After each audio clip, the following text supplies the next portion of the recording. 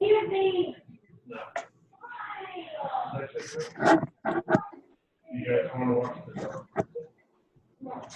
Bobby Lynn.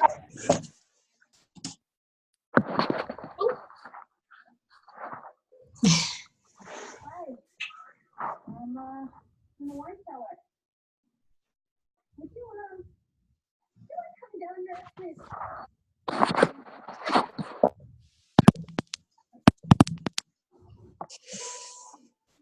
Oh my gosh, your mom's like, I am so sorry. I don't know my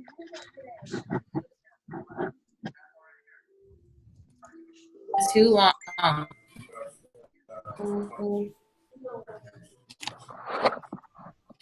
Okay. There we go. Well, I know we will have some other people join us, and maybe some people who have not used Zoom yet are having trouble logging on and kind of figuring this whole thing out, but it's a fantastic way to do team trainings with your director or communicate amongst yourselves. You know, a consultant to consultant can do this too, because you can hear it, you can see it, you can record it, and the best part, which Mary's going to do today too, is that she can share her screen. So it's one of the things that I like to do for training, so that you can see. It's, you know, we're visual people. We want to see what we're doing and see what's going on. So it's a great way for us to be able to do all that. So I would like to take just a quick moment. Ooh, I think she left me for a moment. I don't know. Hold on. I want to change my screen. Well, maybe I won't. Oh, here we go. This is what I wanted to do, so I could see everybody who's coming in, because I didn't see Mary anymore for a little while there, but I'm sure she's on.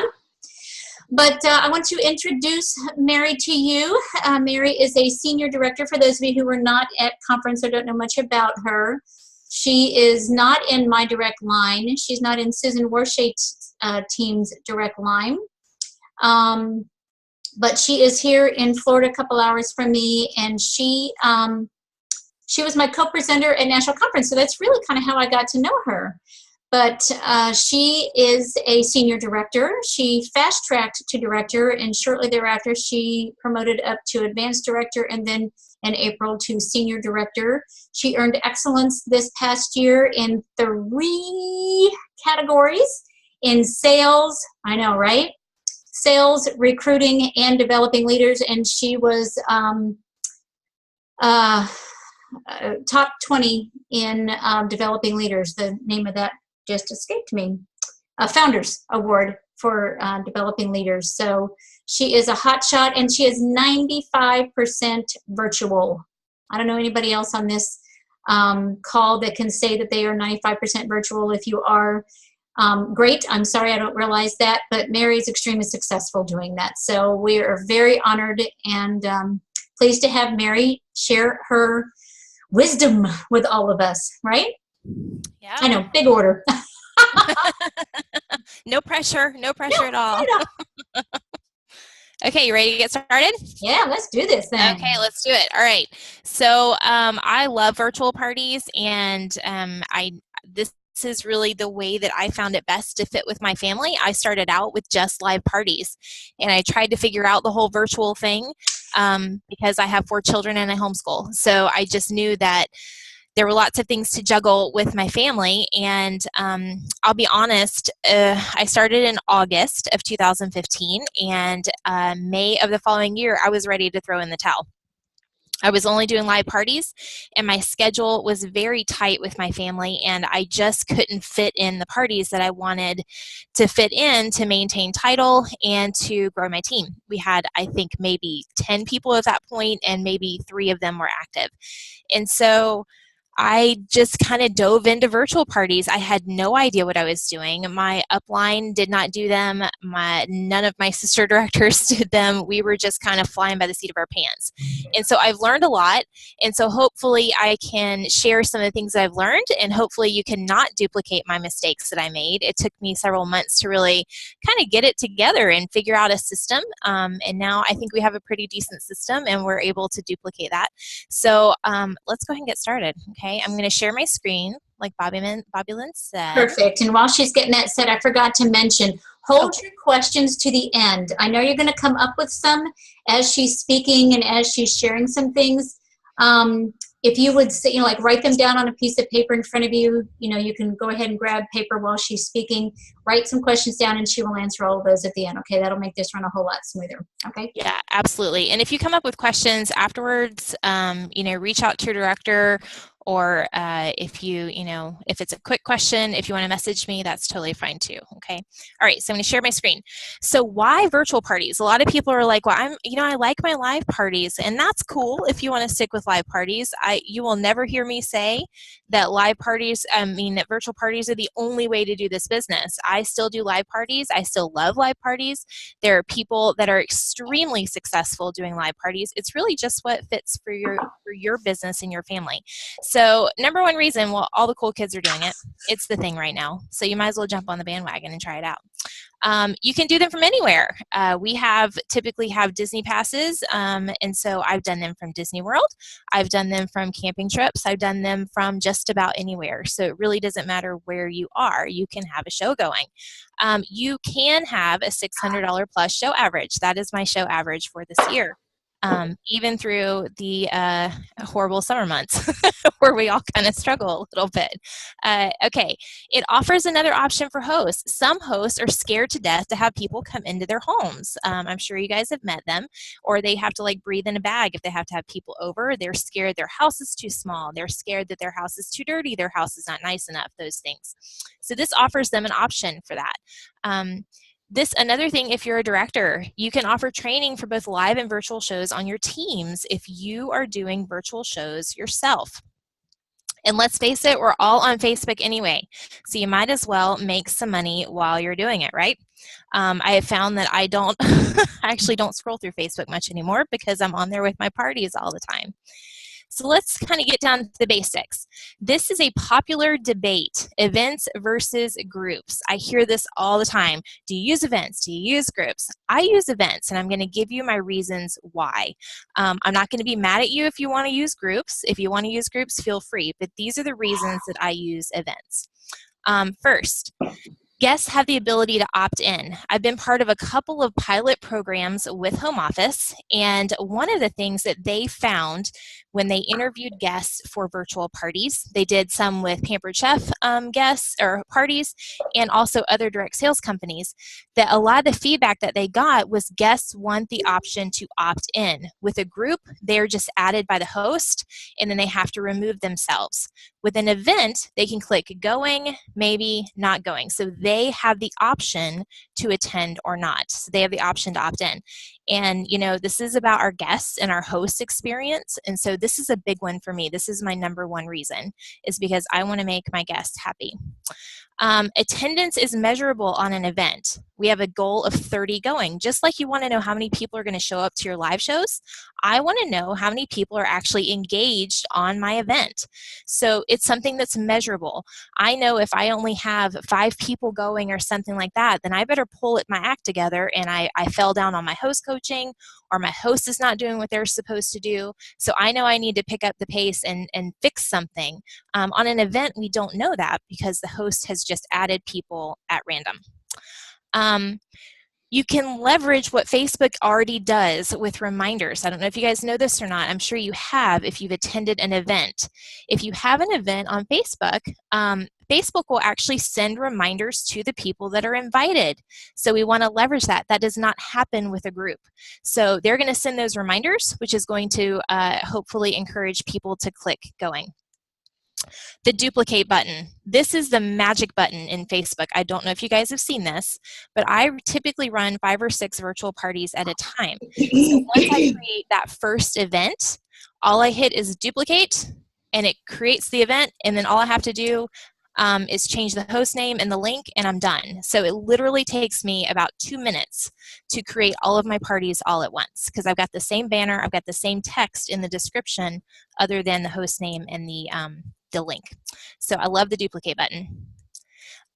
Posts stay in chronological order. This is a big one. You know, if you're in a group, whatever is at the top is the one that's getting the most comments. So this is really bad if you've got booking seeds that you've planted, or recruiting seeds, or you've got a power tool that you want people to pay attention to. That's going to fall to the bottom, and the thing that's, you know, the scoop loop is what's going to float to the top. So you want people to scroll past all of those things first. You want them, they have to scroll past the power tools and my booking posts and my recruiting posts to get to the games or whatever else I'm posting. So I like that they stay in order. Okay, so that's my reasons for events. So next, I use a program called Post My Party, and there are lots of other posting programs out there, and I see people get in this debate all the time.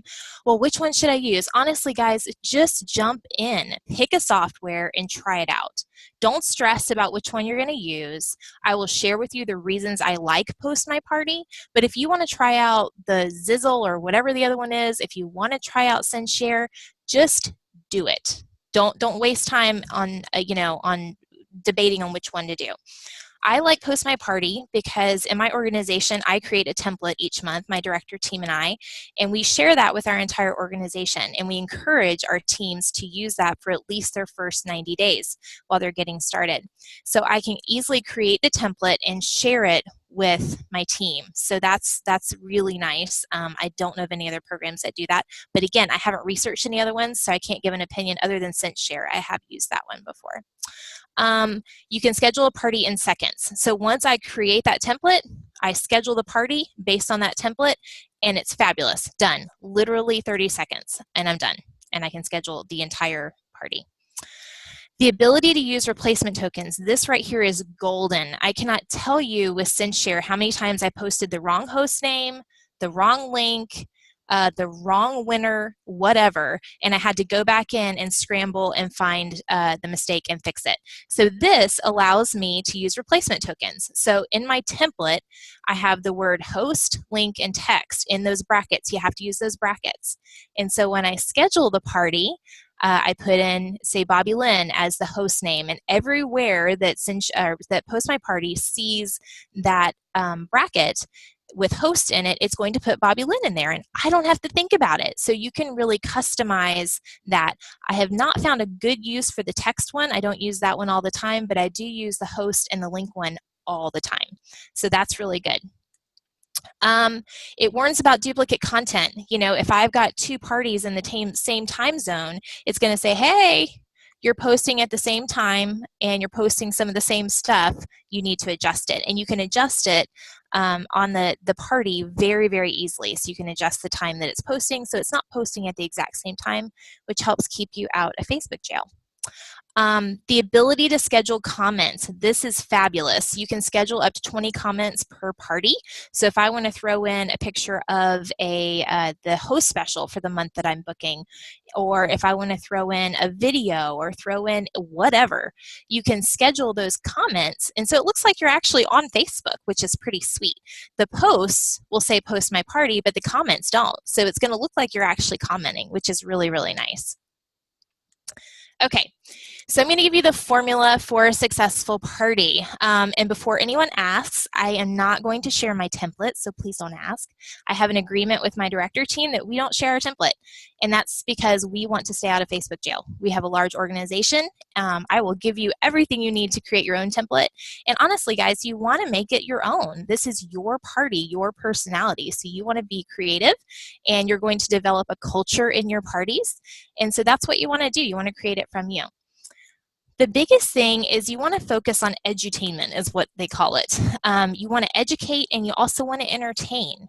I'm pretty silly on my parties. I use a lot of GIFs. I use a lot of stickers, all sorts of crazy nonsense.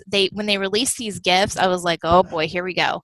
You know, dancing people, whatever. Have fun with it. You want to focus on the guest and the host experience. This is not just throwing a bunch of posts up on Facebook and expecting it to work. You have to interact. You have to goof off. You have to play around. If you were a bump on a log and stood behind a table at your live parties, it wouldn't be very entertaining or educational for your guests. It's the same thing with a Facebook party. You have to interact with them and educate them at the same time. That's why they come to the party. Content. I use images. I use a lot of images from Pampered Chef website, and I create collages using PicMonkey. If you want to do Canva, you want to do another software, that's totally fine. PicMonkey is just what I found that I like to play with. So I create a lot of collages and stuff, which also helps us with the duplicate content. I'm not pulling a bunch of images from the virtual party groups on Facebook, because guess what? The 14,000 other consultants in that group are using them also. So you want to kind of create your own stuff, and you will develop a look and a feel to your parties that is your own. I use a lot of videos, okay? PC has a YouTube channel, if you didn't know that. You can just post the link to the YouTube channel. You can also download videos from our website and put them on your own YouTube channel, and then you just post the link. I do Facebook Live. I just went live on my parties that start tomorrow and introduce myself, so you can do that. You can do videos that you've created from your house. Just use your smartphone. Have a kid or a husband or something video you using a product, and then post it on your parties. What I like to do is I will post the video to YouTube. That way it's just a link, and I don't have to wait for it to upload. So that's an easy way to do that one as well. I've also used Zoom, like Bobby Lynn was saying. If I don't have anybody home that can video me, I'll just set up my laptop and do Zoom and record it that way, and then load it to YouTube that way too. You can also put links to your, anything that's going to drive people back to your website is a good thing. So you can post links to your website, specific recipes, anything like that that you want to put in there is good. Okay. The way I do my parties, and this is highly debatable, and I'm not going to tell you that 10 days is the magic number. There is no magic number. I know plenty of people who do 1-hour parties that are very successful, that do 5-day parties that are very successful. I based my formula off Charlotte Nagai, who is used to be one of our executive directors. I think she's senior director now, but she is highly successful with virtual parties. Becky Adams is another one of our executive directors, and she was highly successful. This is very similar to their content. What I've kind of done is kind of mesh the two of what I liked between the two. So I do a 10-day party, and I do 3 days of a pre-party. Now, the reason I like the 10-day party, this allows guests plenty of time to hop on and off at their convenience. They don't have to be at any certain place at any certain time. I'll be honest with you guys, the 1-hour parties almost made me like start to twitch. It was too fast, and it was like stressful to me, and I couldn't keep up with the comments, and it was just too much for me. If you by chance have issues with Facebook, we did have one time, it was last year, we had my husband, who's an IT guy, thinks it was some sort of database error, but all of a sudden it was December, I think is when it was. So we had a ton of parties that were going on. I think one of my team members had 11 all at one time. They all disappeared. Like literally, they were all gone. We had no idea where the events went. They just disappeared. But a few hours, like an hour later, they showed back up. So we think it was just a database issue. Somebody screwed up something somewhere. And had that been a 1-hour party, the party was done.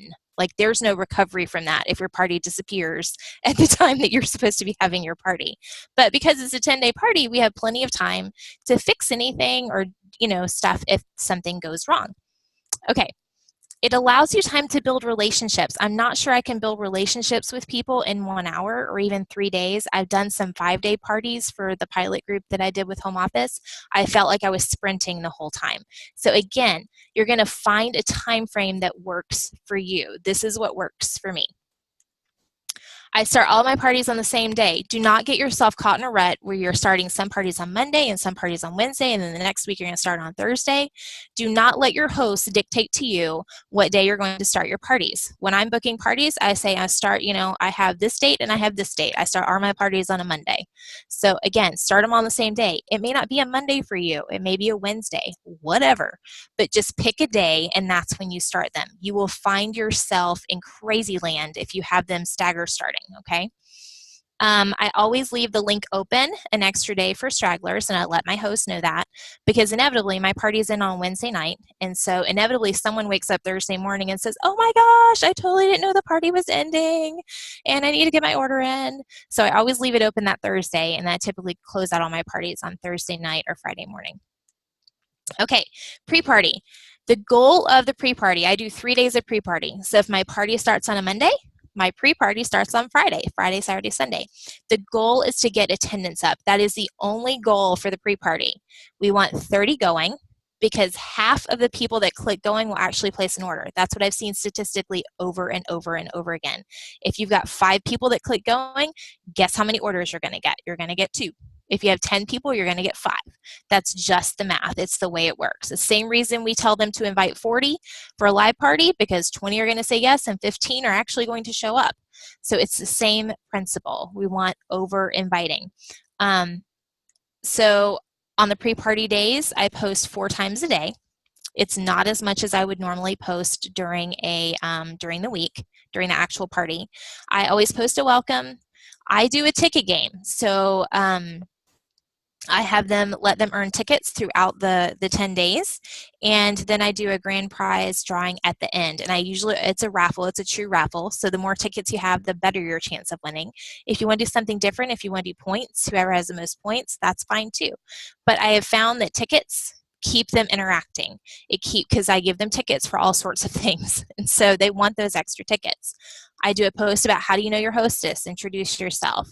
I go on live typically and introduce myself. I used to post pictures and a little blurb, but I want people to get to know me a little bit more, so I post a video now. I ask my host to post a welcome message on the day the pre-party starts. So on Friday, I want them to post a message. Hey guys, welcome to my party. Hope you can make it. Something very simple. Keep it simple for your hostesses. Because honestly, they want to hear from the host more than they want to hear from you. So anytime a host can post is a good thing.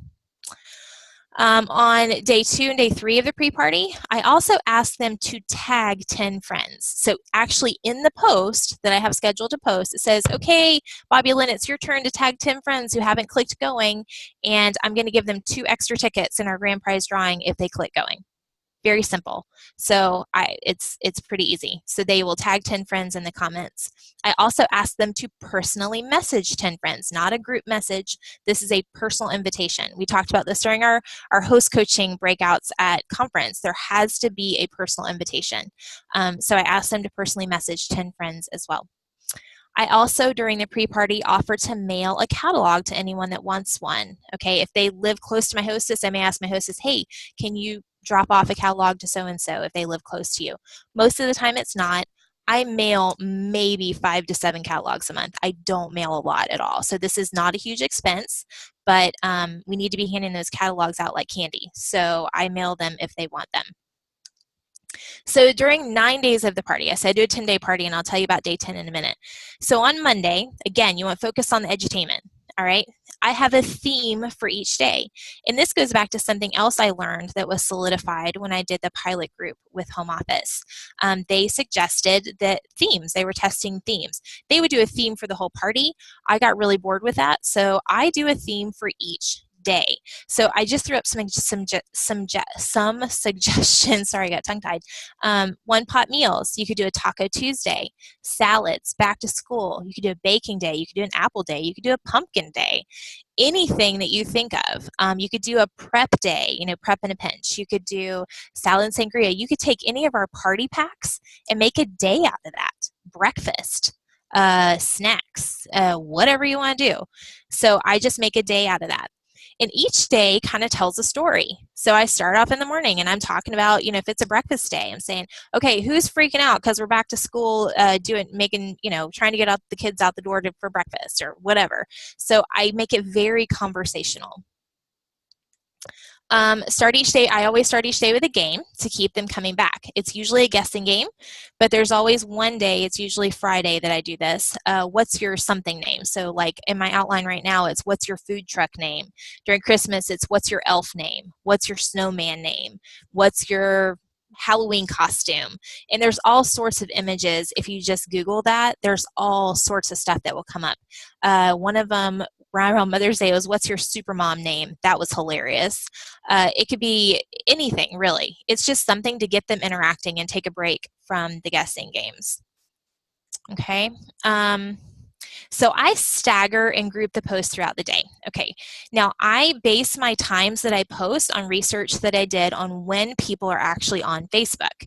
And if you research this, the times that people are on Facebook is kind of funny because you're like, shouldn't they be at work? So most people are on at 11 and 3, and then I think 7 or 8 o'clock at night, and then early in the morning. So they're checking it before they go to work. I guess they're checking in around lunchtime. I don't know. They're checking in the afternoon when they're bored at work, and then they're checking in the evening when they get home. So I always start each day at 8 a.m. with a game, and it's usually, like I said, the guessing games.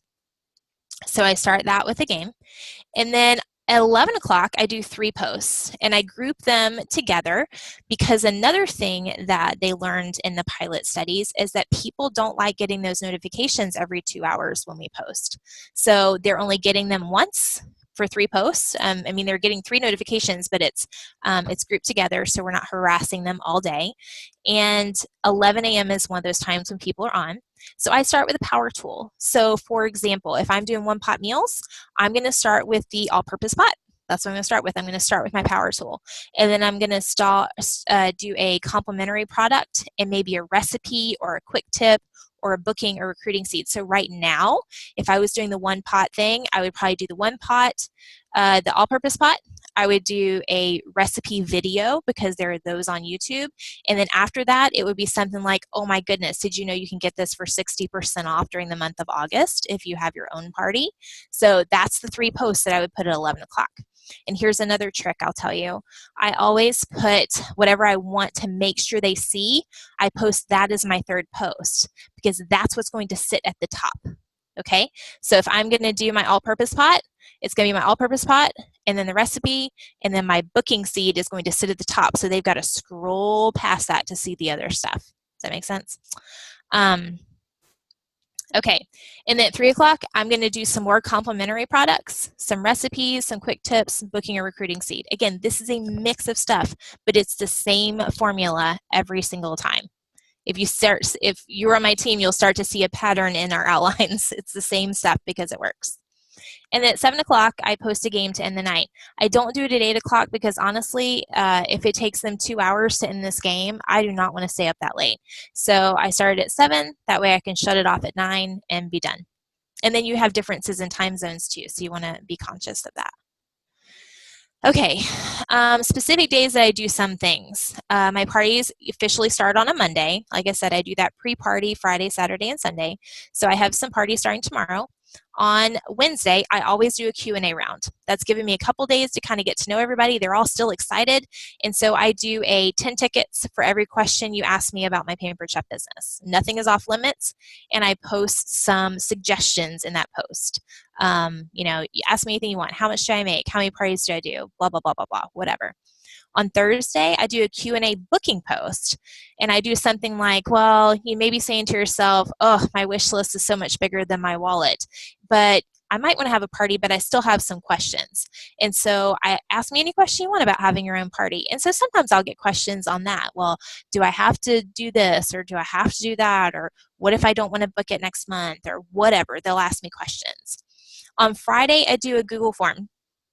And I can post the link to the video. Charlotte and a guy actually recorded a video a long time ago, but I can post it in the group. But if you create a Google form, it's just a prize slip like we use at our live parties. It's just the same thing. We're asking, are you interested in business? Are you interested in having your own show? Are you interested in a fundraiser, bridal shower, blah, blah, blah.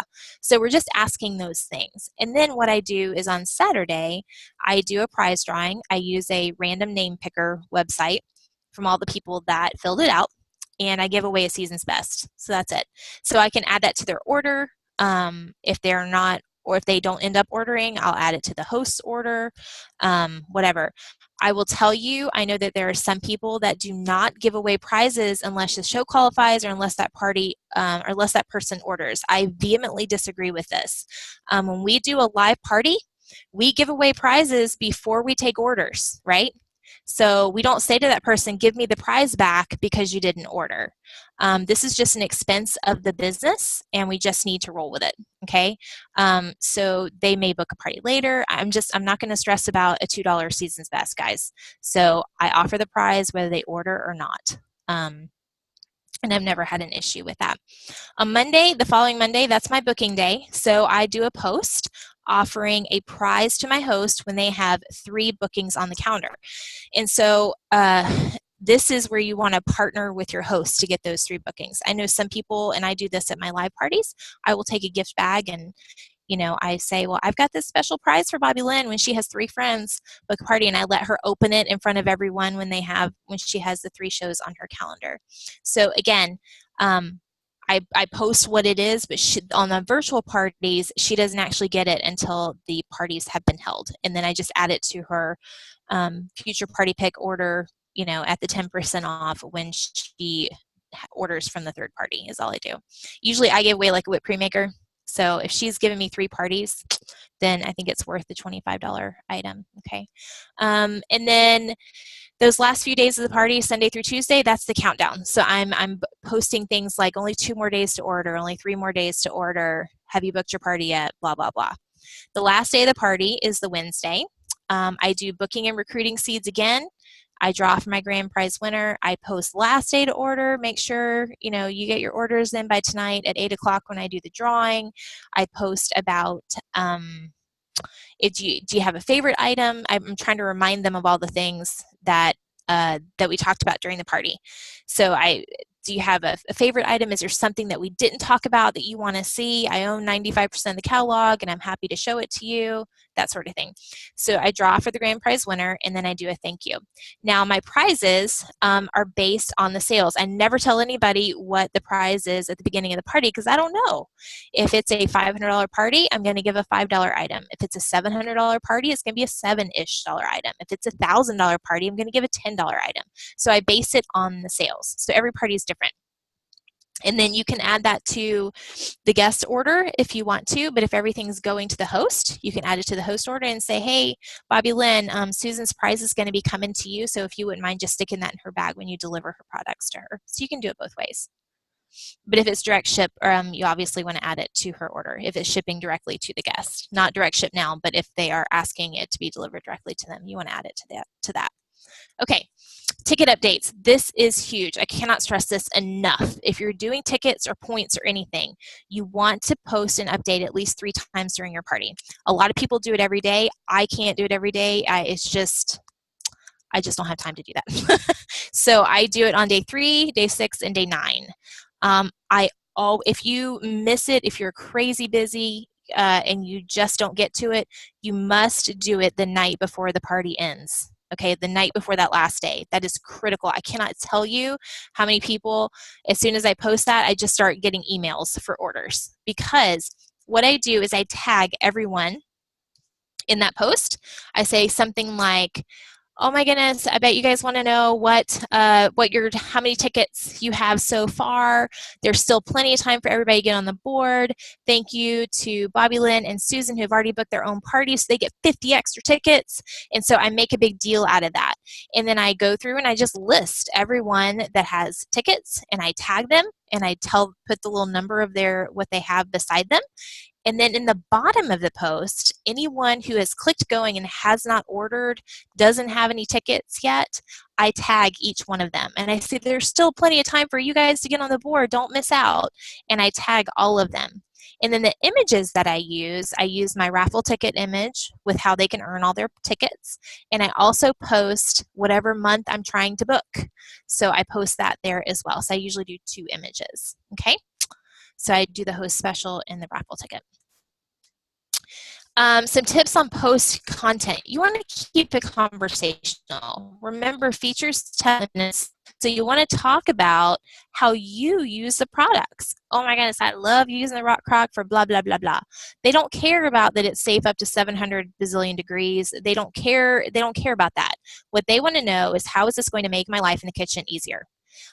Tell stories. I talk about my kids, the scoop and spread. We did a snack day for August, and so I did the scoop and spread. And so I tell in my post that my 7-year-old said the scoop and spread saved his life because he was trying to make peanut butter and jelly sandwiches, and the scoop and spread made his life so much easier. And so I just use that in my post. Again, it's conversational. I talk about camping with my family. Just base it on personal experiences. Keep it short and sweet. if they have to click more or read more, they are not going to read it. They're just not. So you have to keep it short. We have very short attention spans. You got to keep it easy. And then ask lots of questions. Okay, 5 tickets if you would tell me what else you would use the manual food processor for. 5 tickets if you tell me what you would make in the all-purpose pot. So this is going to get them also thinking outside the box and what's on my post. So they're going to be thinking of other things. 5 tickets if you tell me what you would spiralize, or what would you use the quick slice for, or how would you, whatever. It doesn't matter. So just ask lots of questions. Okay, host coaching. Whew, I'm flying through this stuff, so I know you guys are going to have lots of questions, but it's a lot of stuff to fit in.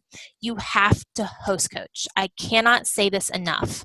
The difference between, a mediocre virtual party and a stellar virtual party is host coaching. You may luck out and get a good hostess every now and then, but it's not going to be consistent. So I send a packet with the same things as my live parties, except I don't use the packets of invites because they don't need them. So I give them 3 catalogs, one that says host copy written on it, and it has that 5-15-5 sticker. I'm sure if you're on Bobby Lynn and Susan's teams that you know exactly what I'm talking about.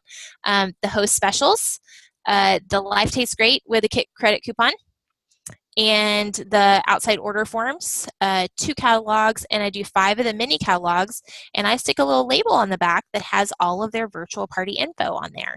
And so it has their link and the date that they have to order by, and I tell them to stick that in their purse, in their gym bag, in their diaper bag, and hand it out like candy. So they need to be handing those little catalogs out. Okay, I set the expectation that you will be sending a catalog and you will talk on the phone. I know some people do their coaching virtually. I have not found that to be as successful. I have to talk on the phone to my host. Again, this is about partnering with them to have a great show and to also build the relationship. So what I say when I book the party is, because most of the time their first question is, what do I need to do next? And I say, you know what? Just post to save the date on your Facebook wall. Let everybody know you're having a Pampered Chef party on August 21st. And then I will be in touch about 2 weeks in advance, and I will send you a packet in the mail. And then we're going to set up a time to chat once you receive your packet, and we're just going to quickly go over all the details. And they're like, awesome. So I set that expectation from the very beginning that they're going to get a packet, and we're going to talk about it. Okay? And then I can host coach them from there. So you want to set an appointment and call them. Don't wait for your host to call you. I always set the appointment and I call them. I host coach on Mondays and Tuesdays because that's my host coaching days. And then my parties always start the following Monday. So I host coach the week before. Let's see, ask them if they know how to tag people. This is important. I can't tell you how many hostesses, when I ask them to tag 10 people, they're like, I don't know how to do that. So I just make sure in my host coaching call, you know how to tag people, right? Because I'm going to ask you to tag 10 people on Saturday and Sunday. And they're like, yep, got it. And then if not, I tell them to message me or text me and let me know if they have a problem, and I'll walk them through it. Okay. I also create a host group. This is the banner from my host group for July. And so I made this in PicMonkey. Again, not complicated. You can use Canva. You don't have to use this. You could use something, whatever you want to use. So I do a battle of the hosts. So this is the way I get my hosts competing with each other a little bit. So I said I do 5 or 6 at a time. I give the winner, whoever has the most points, an extra 5% of their sales and free product as a gift from me. So typically it's over $1,000 is the one that wins. And so I'm giving away about $50. But again, over $1,000, this person is in the 30% discount range. And so I'm only paying $35 for it. And I'm also making my commission on that. So I'm really not out $50. I'm out a lot less, but it gets them over $1,000, which is awesome sauce. So they get points based on, did they invite 250 or more? Because I love it when I say the goal is to get to 30 going and they invite 50. And I'm like, no. The goal is 250 plus, invite 250 plus, because you just never know. For every $100 in sales, I give them points when they reach 30 going. So again, I'm reiterating those things that I want them to do and get to, and they're getting points for that. Okay. And I give them 75 points for each party booked from theirs. All right. And then I do the formula over here on the banner just to reiterate those things that I did in the host coaching call. I want them to pass out the catalogs, I want them to over invite, and then have fun. This is a party, so I want them to play along, comment, like, and then make sure they post on the party daily. That's huge. Okay, so I asked my host to post daily. This is what I go over in my host group. I supply them with something to post. This is something also home office tested, but I send them, or I post it in that group, and sometimes I will tag them if they have not been participating, or I will message that particular host and say, hey, did you have a chance to check the host group today? So I post it in the morning, and I tell them it's not extremely time sensitive, just sometime during the day when you get a chance to do it. So on Friday, I tell them to post a welcome message. On Saturday and Sunday, again, I'm asking them to tag 10 friends and personally message 10 friends. And then the other days are really just engagement posts. It could be, what's your biggest kitchen headache? Name a food you refuse to eat. Today was about ice cream, so I gave them an image that said, what is your favorite sweet treat? These are all things just to get people interacting on the party. This is the same thing as if we were standing around their kitchen and I'm like, oh my goodness, what's your favorite flavor ice cream? We're going to make ice cream tonight. Or what's your favorite one-pot meal? Have you ever tried a one-pot meal? So we're just chatting with them. And so this helps me build those relationships. On Friday, when I do that Google Prize drawing, I ask them to tag 10 people in the post. This always gets people to fill out the drawing form, which gets me more opportunities to book shows, recruit, and the like. And then the day that I do the 3 bookings and they get a prize, I also ask them to tag 3 people and personally message 2 people that they think would make a great host. So I'm asking them to kind of vet people for me. I'm asking them to pick those people out because they know who of their friends is going to make an awesome host, right? And so I love it when I've got these hostesses who are just on it. And there's at least one a week and they'll be messaging me, I think I have another one. I think I've got another one. So if you get them excited about it, they will work for you to get those bookings. And then it's not, again, they're picking out the good people because they know they're friends. So it helps us out a lot. And then the day before the party ends, I tell them to message everyone. Thanks so much for joining me, guys, on my party. The party ends tomorrow, and here's my link in case you haven't had a chance to order. So I asked them to send that out. They can send that out directly from their party. They don't have to message each person individually. So they can message, and they don't have to do it as a group message. And then the last day of the party, I always ask them to post on the party that it's the last day because, again, their friends are going to see that post before they see my stuff. So I want them to post that on there as well. Okay, bookings. So the way I get bookings, I partner with my host. I built that relationship. We are BFFs now, at least for 10 days. And so I'm partnering with them to really reiterate that they get a 50% off item. And then, I'm giving them those 75 points per booking. I had one last week that got 5 because she worked it and she did a great job. Another thing you want to do is play detective on your party. Who commented that they wanted everything, that they needed a bigger paycheck, that they couldn't afford everything they wanted? Personally reach out to them. Hey, Bobby Lynn, I saw that you were eyeballing that rock and you said you loved it. Did you know that you can get it for 60% off and blah, blah, blah? I mean, just, again, you got to know your host specials too. If they're talking about the pie plate, that's coming up in October. Whatever it is, you got to know your host specials, but definitely personally reach out to them and message them. If they don't read the message, if we're chatting back and forth on the party, I'll say, hey, Bobby Lynn, check your message request. I just messaged you. Okay, and they'll go on and they'll check it. And you want to ask everyone that indicated it on the Google form. Obviously, you want to reach out to them. And if, the goal is 2 bookings from every show. If you don't have the 2 shows and you need them on your calendar, sometimes your calendar is full and you don't necessarily have to really push that hard. And I'll be honest, there's some parties I don't want to push hard because I don't necessarily want to duplicate those parties. So you want to make sure that you personally message everyone that clicked going. All right, so I'm going to reach out and I'm going to say, hey, Susan, I had so much fun partying with you this week on Barbie Lynn's party. I wanted to make sure that you didn't have any questions, and I think you would make a great hostess. Have you ever thought about having a party? What do you think? Get some new stuff for your kitchen? Again, keep it very short, conversational. Ask a question. You've been building a relationship with these people for 10 days. They should not be offended by you asking them if they want to earn some free goodies for their kitchen. And then you can also call and do a checkout chat. Same thing that we do at our parties, but you pick up the phone and you call and say, hey, I'm just verifying your shipping information, and you start with the business and then you go next to bookings, and then there you go. And that stuff is on PCU if you need scripts for that as well. Recruiting. Well, ask every host. If you're not asking your host, you're doing your host a disservice. Your hosts are already a warm market. They already love Pampered Chef enough to host a party, and I've had lots of my hosts join because I asked them. And my favorite thing to do is if I have got a rock star hostess, maybe the party hasn't even started and they've got $400 in orders, or they've got 40 people going, or whatever it is. I had one hostess who she was posting videos of herself in her kitchen using products. And I was like, hey, rock star hostess, I said, this may be the furthest thing from your mind, but you're a natural at this. Have you ever thought about doing what I do? Very simple question, and almost, I would say 9 times out of 10, the first response I get is an LOL. They are not offended. They are flattered that I would pick out something in them that I think would make a good consultant, okay?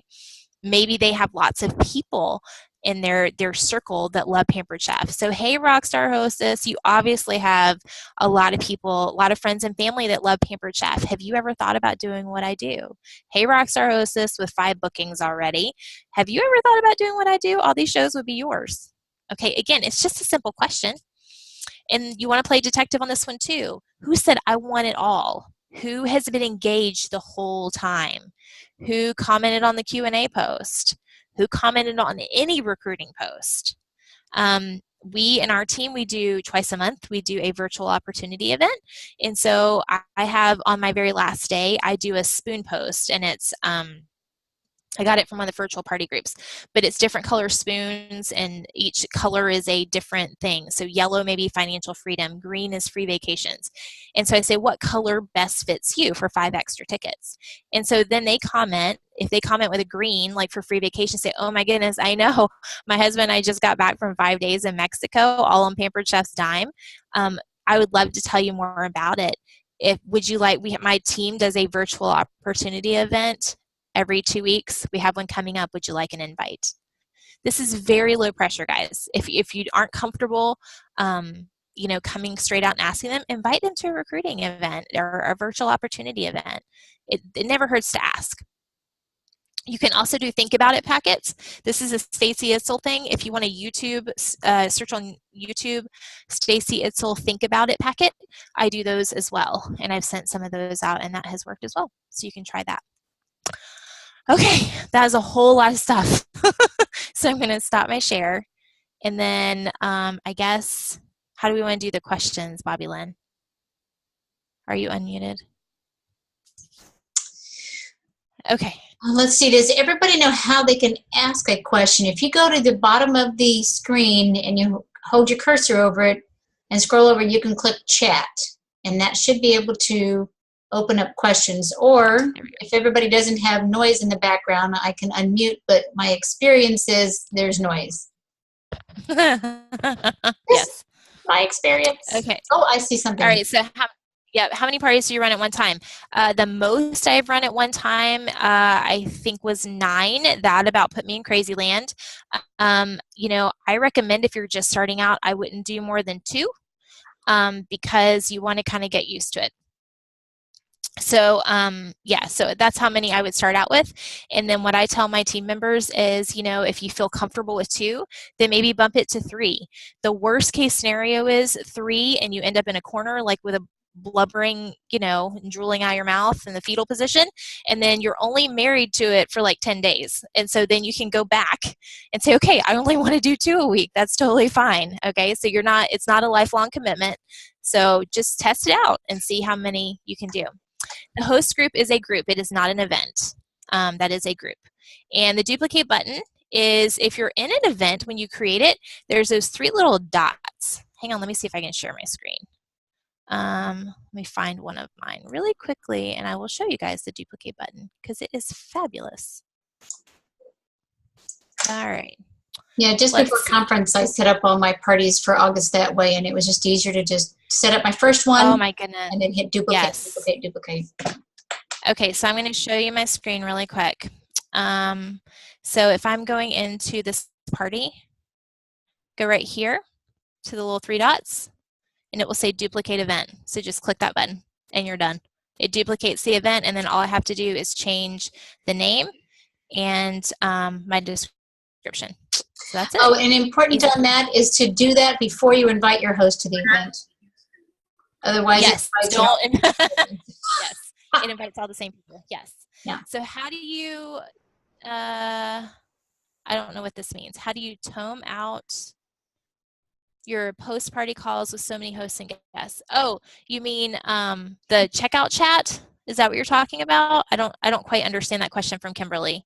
I play 2 games per day. Yes, I do. I do the guessing game in the morning, and then the evening game is usually like a family feud. It's not always a game that's interactive. It's something quick, like a recipe wars, like which recipe would our host choose, which product would our host choose, stuff like that.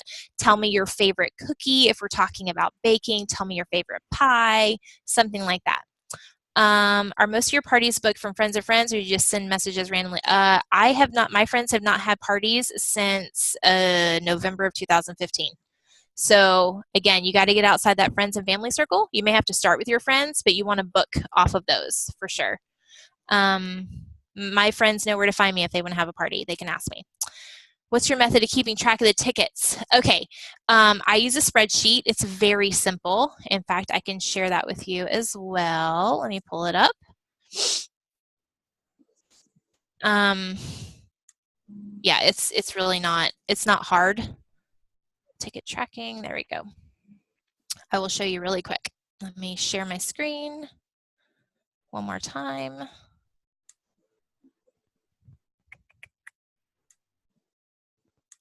Okay, so I just have on my Google Drive. So here's a party right now. I have the name of all of the people that attend over here. That way I can copy and paste, and then I can tag them. And then this is the title of the post. It's again, guys, I use the same formula every month, so it's not many changes that I do to my spreadsheet. So the word of the show, which I usually have a word of the show that people can find. If they order early, they get 50 tickets. If they book a party, they get 50 tickets. And these are the names of the posts and what tickets. There's a Q&A, they get 10 tickets. And then on the very end, I have a total. So I have the total over there. It's pretty easy.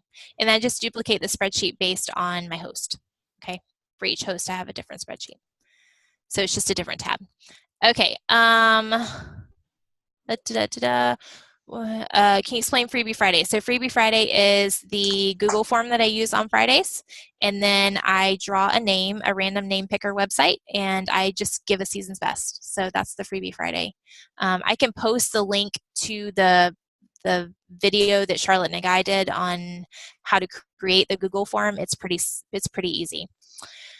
Okay, so Tammy, do you do a checkout chat on phone or messenger? Tend to have problems getting guests to call me back to check out even when leaving a message. Do you post on the party? Make sure you post on the party. Hey guys, I'm going to be calling you.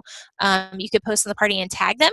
Just here's, I watch for my call. I just want to go over your order with you. That's all you can do. If they don't call you back, there's not much you can do, but you can do that. Let's see. What are the templates for posts? Templates are my outline. That's the templates for Post My Party. That is my outline. It's called a template is what it's called. I work 7 days a week. How much time are you on Facebook?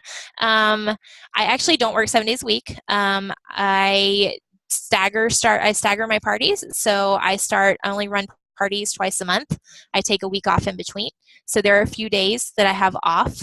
I am really not on Facebook all that much. I homeschool my kids, so I check in once in the morning to kind of give them some clues on the guessing games.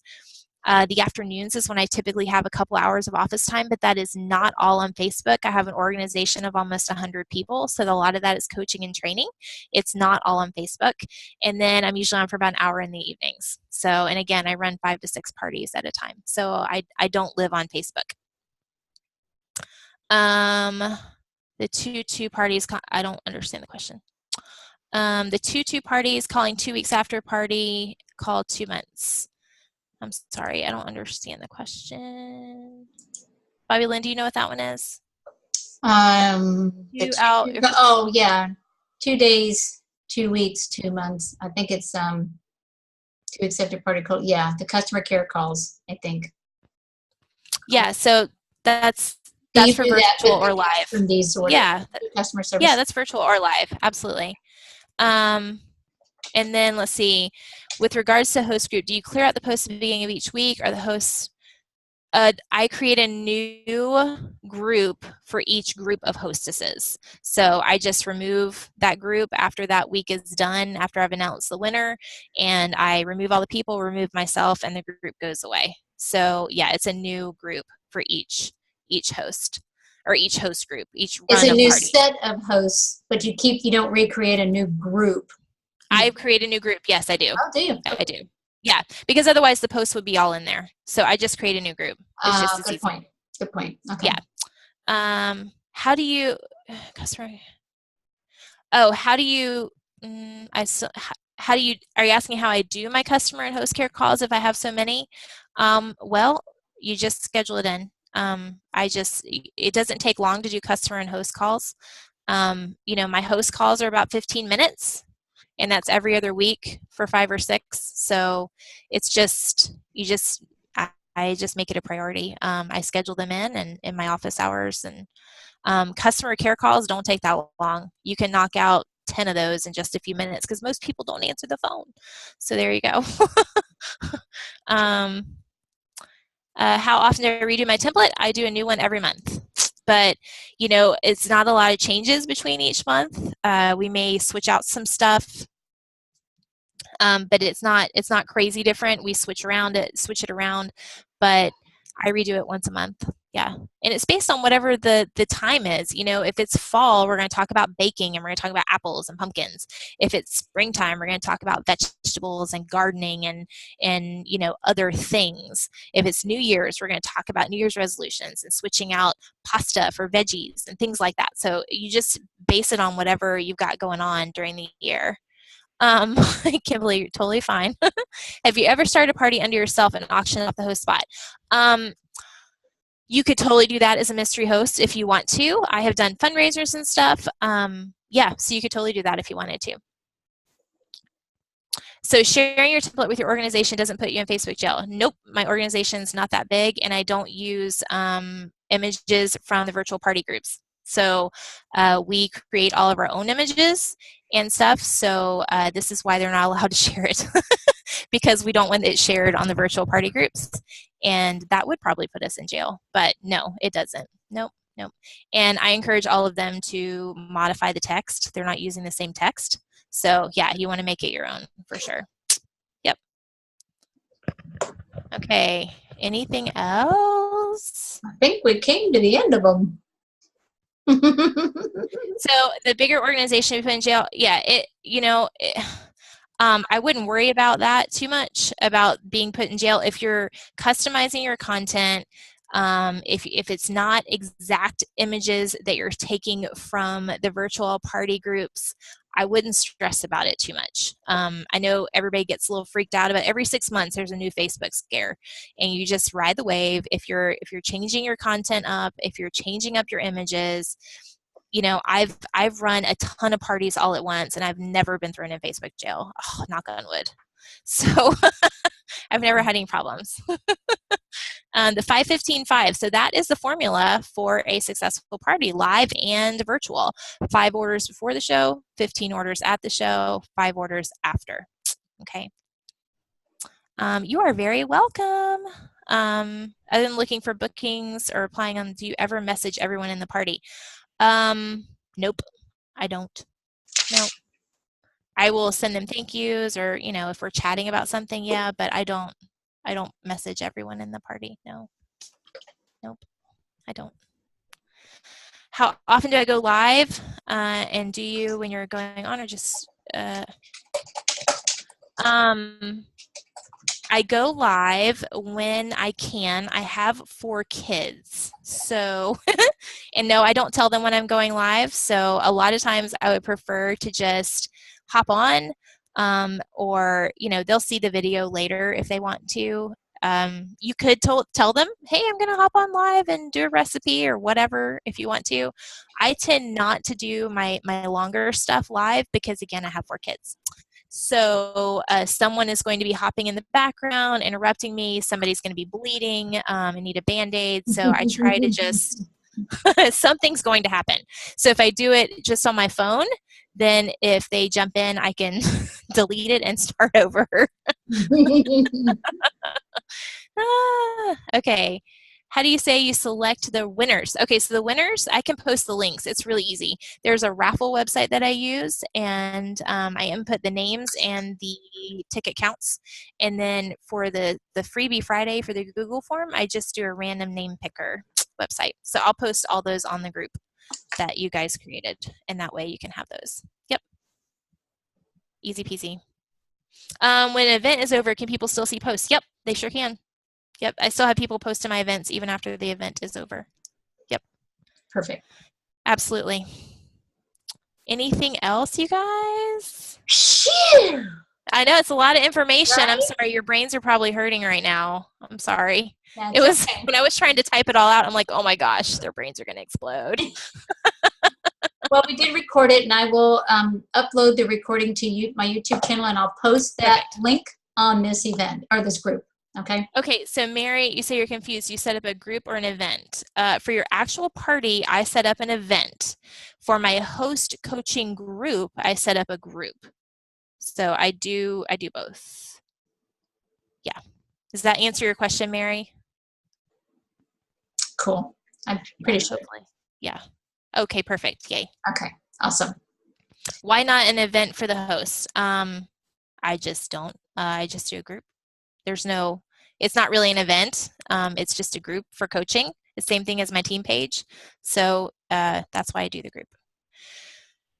And yes, Bobby Lynn, you're going to make the replay available, right? Yeah, it takes a little bit of time to upload, so I'll have it uploading tonight. It may not be done before I go to bed because I go to bed early because I get up really early. So it'll probably be posted early tomorrow morning. So perhaps by the time you wake up tomorrow. You can go to sleep and dream about virtual parties. Yes. Yes, yes. Yes. Well, Absolutely. fantastic. Mary, we can't thank you enough for all this. You are very welcome. Everybody, this is what deaf people do. Yay! Thank you. That's clapping in sign language, okay? I got you all muted. That's so funny. You guys are funny. Thank you so much. We appreciate you. Yay. Yay. All right. Maybe we'll see you at some big, large group Pampered Chef event because we're all kind of in the same area, except for Ohio. Yeah, I'm sure we'll see you. All right, you guys have a good night. Thank you.